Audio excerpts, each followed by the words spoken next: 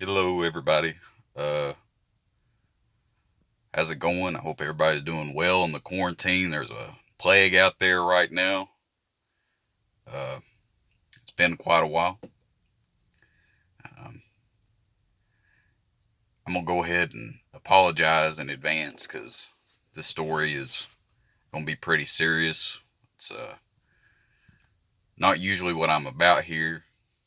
Uh, I post, but I decided to post to YouTube is just fun stuff, mostly video games and whatnot.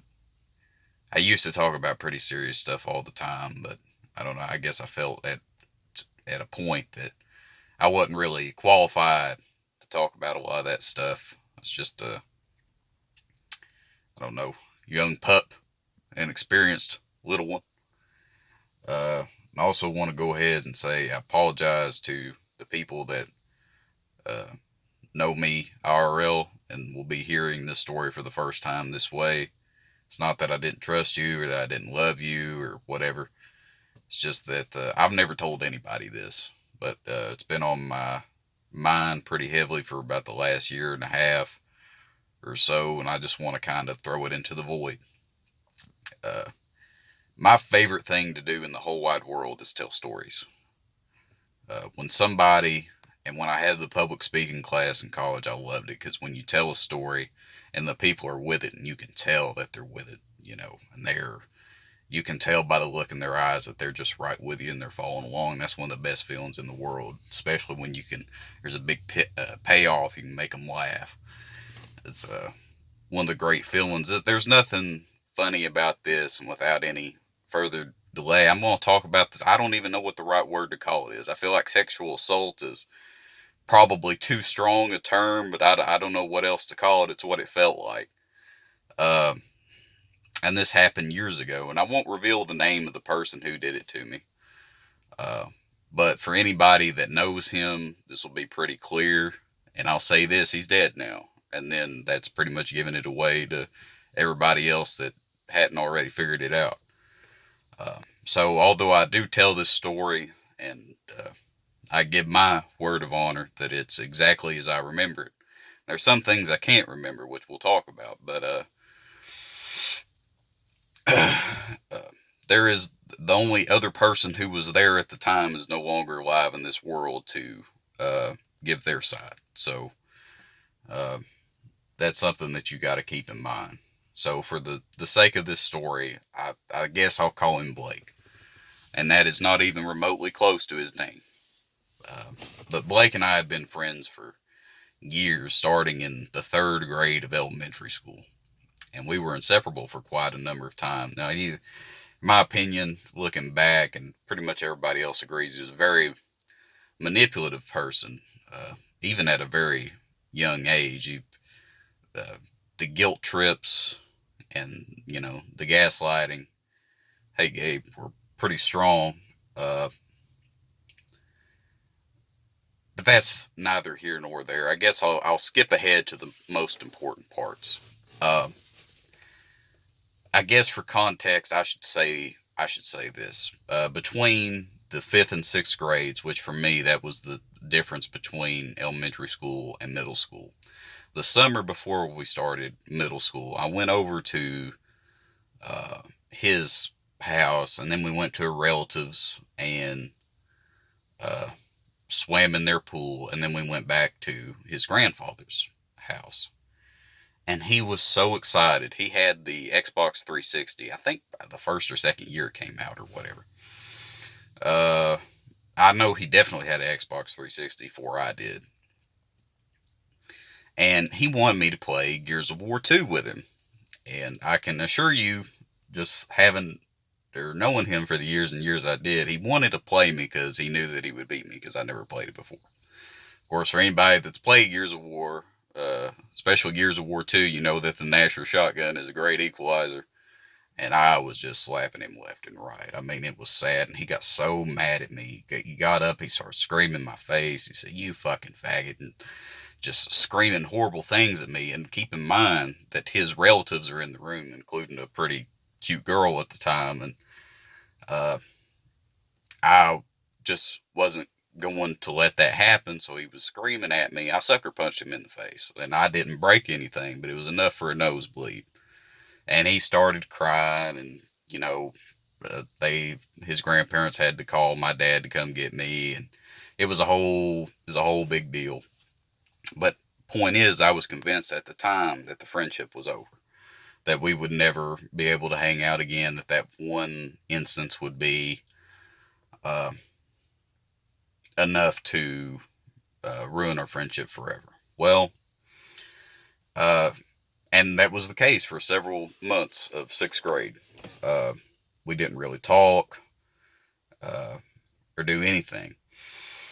But then he asked to come over and hang out one day, which wasn't out of the norm. Almost all the times that we hung out, it had been his choice, and it had been at the place that he wanted to go. That's just the type of person he was. He's the shot caller. He was a very charismatic person.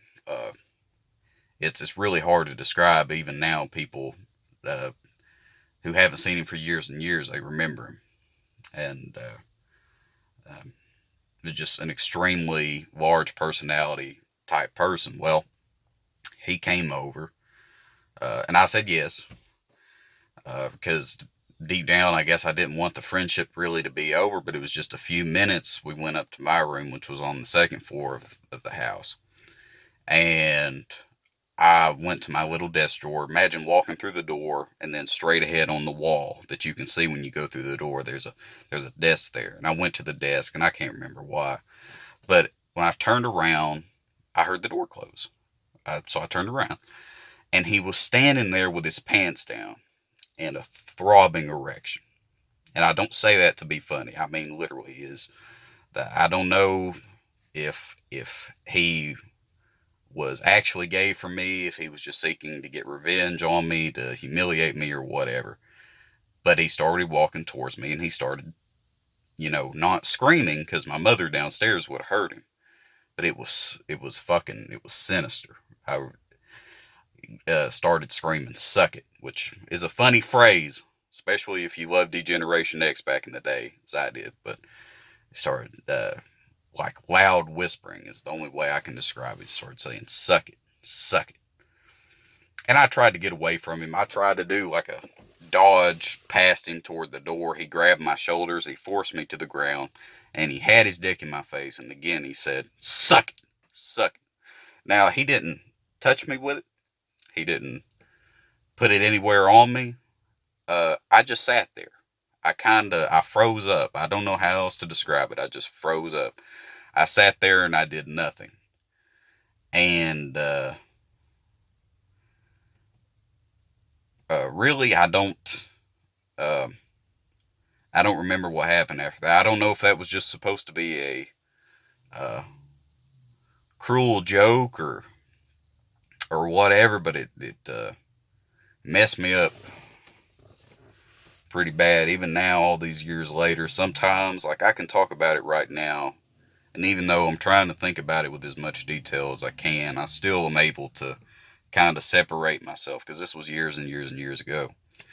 But sometimes when I'm laying in bed, I'll think about it and it'll be uh, like I'm there, and my chest will hurt, and I'll feel that uh, terror that I felt at the time. And the crazy thing is that even after that, um, I didn't I didn't totally avoid him or shun him or whatever. I still, in my heart, hope that we could be friends.